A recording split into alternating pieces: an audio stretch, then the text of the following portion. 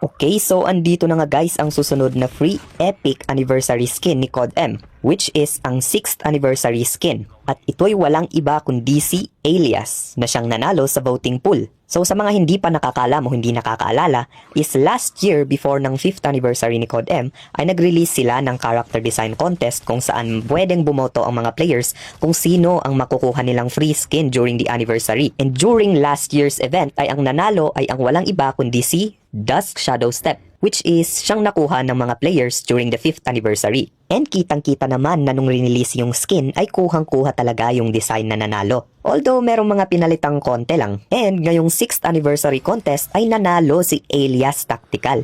And oo, libre natin siyang makukuha during the 6th anniversary event. Although hindi pa natin alam kung paano natin siya makukuha, kung log-in ba or in-game grind kagaya ng sa FTL during the 4th anniversary. So anong masasabi nyo guys? Dapat bang mga babaeng skin lang ang linalabas ni COD-M? Kasi medyo pansin ko, puro mga babaeng characters ang ginagamit ng mga players. So nag-upload na pala ako ng mga Call of Duty updates. So kung di ka pa naka-follow, follow ka na para maging updated ka.